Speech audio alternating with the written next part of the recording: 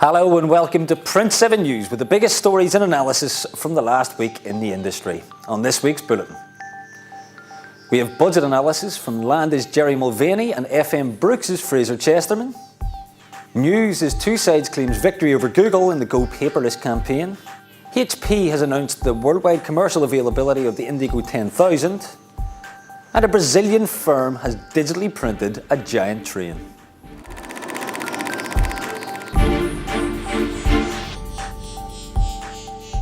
Chancellor George Osborne delivered his budget to the country on Wednesday, revealing an economic plan that was, well, more of the same. There were a few measures in there designed to give business a shot in the arm, including tax breaks for new employment in smaller firms, a reduction in corporation tax, and plans to increase government procurement from small firms fivefold. So, let's throw this out there to our panel of experts from the European printing industry. First up, Landis' European Sales Manager, Jerry Mulvaney. Jerry, thanks for joining me. For the UK economy, what's the budget? Well, there were no great surprises, Paddy, I don't think, other than perhaps the national insurance reduction.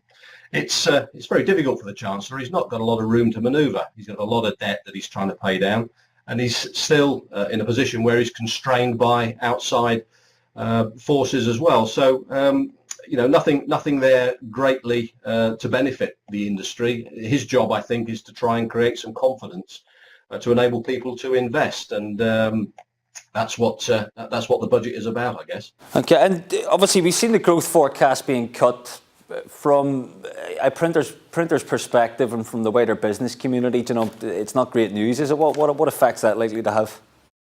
Well, no, but interestingly, the print industry is always a very good barometer of the economy as a whole. And going against the trend, conversations I've been having with people in the industry, both in the packaging industry and the more general commercial printing industry in the last 9 months, suggest to me that confidence actually is growing, and there's some growth already in the economy. Now, it may not be being reported, but certainly the people at the sharp end who are supplying the UK manufacturing industry are suggesting that their business is growing a little, and they are a little bit more confident. And obviously as well, one thing we've touched on always at Print Monthly is the fact that lending restrictions, they seem to be easing from what we're hearing. Is that something that's being reflected in Landis' business?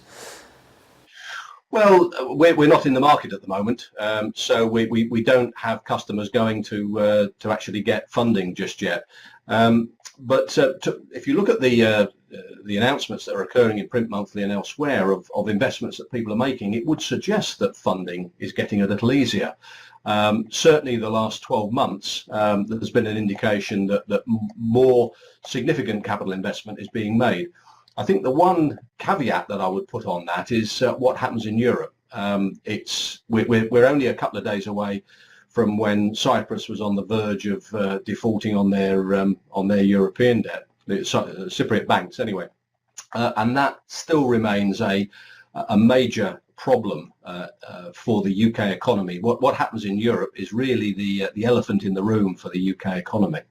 Jerry, thanks for joining us. Thanks, buddy. Also joining us is Fraser Chesterman, co-director of EcoPrint and new exhibition in print, focusing on the industrial print market.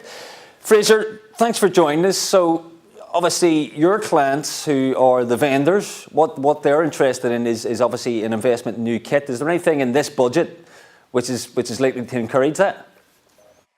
Yeah, I have to say I was slightly disappointed. I mean, I guess there's a number of positives. There's a sense that he's being business friendly when he's looking at things like national insurance contributions and capital gains tax relief, reductions in corporation tax. I just was slightly disappointed. I felt that I'm a big believer that actually one of the strengths in the UK is our high tech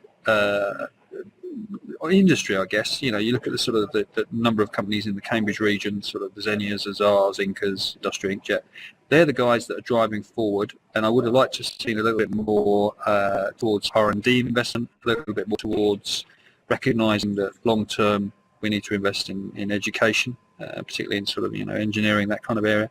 I just was a little bit disappointed. There was a sense that all the good stuff, the infrastructure projects that he was talking about, well, they're kind of long to medium term. They're not immediate.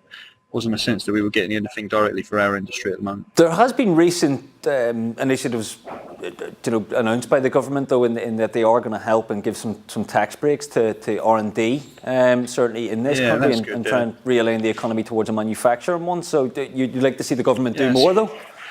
Yeah, I would actually. I mean, I know they're talking about increasing R&D credits, which is good, and they're looking at startup assistance, which is also useful. I'm a bit nervous of the fact that we've obviously being a Conservative government, it focuses very much on the private sector, and the private sector is going to pull us through this. 80% of our industry in the UK is service industry. That is servicing a lot of public sector industry, and if you're cutting back in the public sector, that means a lot of those big contracts are going. It just, I'm a bit nervous of it. I would have liked to have seen a little bit more positive investment. Think of it like your mortgage. This is a debt that you don't have to pay off immediately. This is a debt that's going to be with us for a bit of time, and maybe we just need to think sensibly about managing that, and pushing for growth. Okay, Fraser, thanks for joining us. Full reaction to the budget and what it means for UK print is on the Print Monthly website. Now, Two Sides has claimed victory in its 2.5-month battle with Google over its support of the Go Paperless campaign and some of the misleading claims on the site. The saving trees reference and the notion that going paperless was more sustainable have both been removed from the campaign's website. Two Sides thanked the internet giant, saying that the outcome was the best it could have hoped for. Next, HP has announced the worldwide commercial release of the Indigo 10,000 digital press. Launched at Drupa, HP claims it's the first digital press offering offset quality. Beta machines have been in Europe since September, including at the UK's own Precision Printing. Managing Director and D-Scoop EMEA Chairman Gary Pilling says the press will allow firms to print thousands of smaller jobs on demand and at a profit. We'll have more on this on the Print Monthly website in the coming weeks. Finally this week, a brilliant story involving a renowned Brazilian author and a giant digitally printed train. It was produced for an exhibition celebrating the life's work of Fernando Sabino by Artwork Digital. It used fully recyclable Stora Enso reboard material to produce the model of a train from one of Sabino's novels on its Inca Onset S20. Have a look at that picture, great stuff. So that's it for this week, but more on these stories and a whole host of other news and analysis on the Print Monthly website. We're also on Twitter @Print Monthly. Thanks for watching, see you next time.